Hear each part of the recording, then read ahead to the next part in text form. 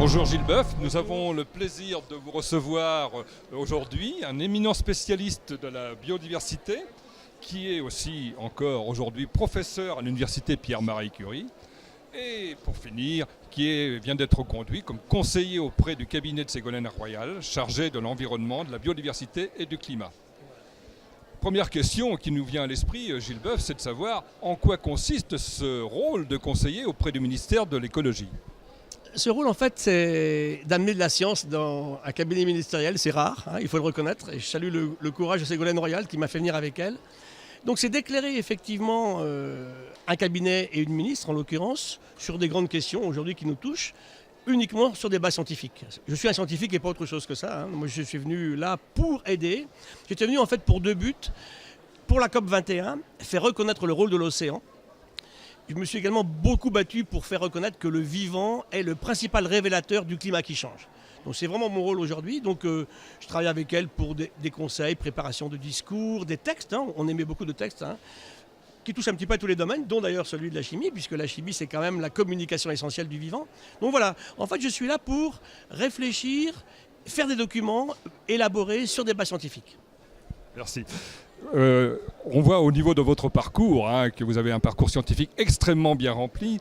Selon vous, toutes sciences confondues, comment se situe la France dans les domaines de la recherche et de la science ?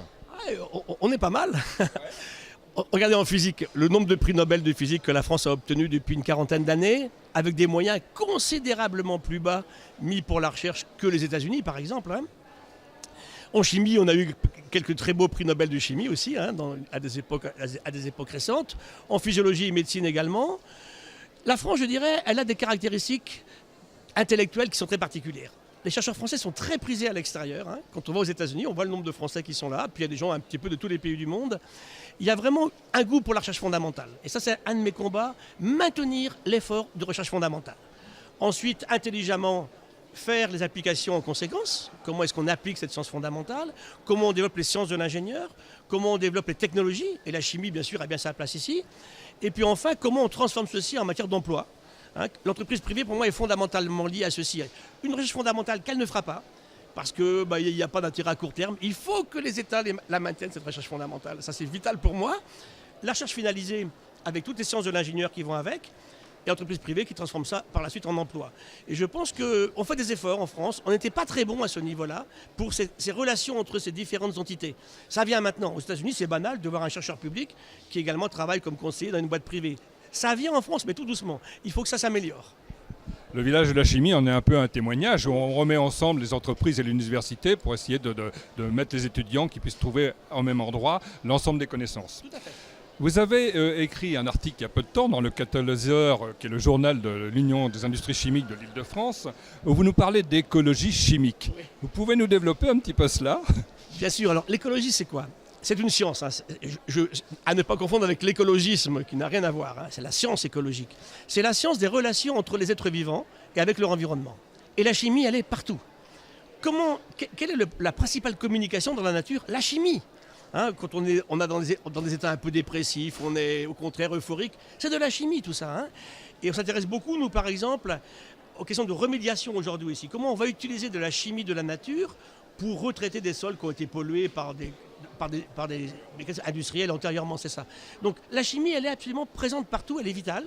D'abord, on est habillé grâce à la chimie bien souvent. Puis surtout, c'est la communication essentielle. Donc ça veut dire que la chimie, elle peut être écologique en faisant un peu plus attention à certaines molécules qui sont élaborées. Ça, on a eu beaucoup d'améliorations à ce niveau-là. Et à l'inverse, l'écologie a besoin de la chimie.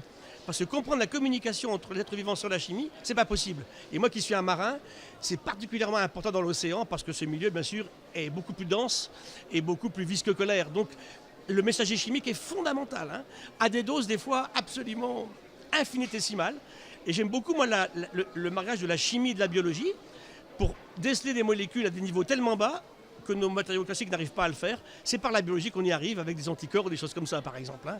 Et puis les ondes moléculaires aujourd'hui. Donc la chimie est vraiment absolument partout. Vous allez réconcilier des étudiants avec la communication en parlant de communication entre écologie et chimie. En général, ça renvoie à d'autres choses, d'autres médias. Il le faut, de même aussi qu'il nous faut réconcilier aujourd'hui écologie et économie. On n'a pas de création d'emploi tout à l'heure. en tenant compte d'un fait, c'est que c'est à nos modèles économiques de coller sur l'écologie. L'inverse, ça ne marche pas. L'écologie, elle est là depuis 4 milliards d'années pour le vivant sur la Terre. Et la chimie a toujours été partout. Donc je pense que, moi je vois un très très grand développement de ces formes de chimie qu'on appelle vertes ou nouvelles. Pour des tas d'applications. J'aime beaucoup aussi la bio-inspiration et le biomimétisme. Et là, la chimie a un rôle très important à jouer. Chercher dans le vivant des résolutions à des problèmes qu'elle s'est posés il y a bien longtemps. Un petit mot pour conclure, les étudiants qui vont avoir le plaisir de venir soit sur le site internet du Village de la Chimie ou le site de la Fondation de la Chimie, Média Chimie, qu'est-ce que vous leur diriez ? Moi, je leur dirais que s'ils aiment la chimie, qu'ils y aillent. C'est vraiment pour moi... C'est très vaste la chimie. Vous savez, moi à mon époque, il y avait la chimie minérale, il y avait la chimie organique, après il y a eu la biochimie. Et après il y a eu la biologie moléculaire qui est aussi de la chimie. Tout ça aujourd'hui a beaucoup progressé, c'est très subtil, il y a de la place pour tout le monde. Il faut que la chimie tienne compte aussi des impacts sur l'environnement. Ça, c'est très important, ça s'est beaucoup amélioré, mais il faut encore le regarder de très près. Et je pense que la chimie, demain, peut être le meilleur système, en fait, pour apprendre à dépolluer. Merci Monsieur Gilles Boeuf, merci beaucoup. Puis alors, on va dire bon vent au niveau du ministère de l'écologie et fasse en sorte que la science entre partout dans ce ministère. On en a besoin. Merci beaucoup.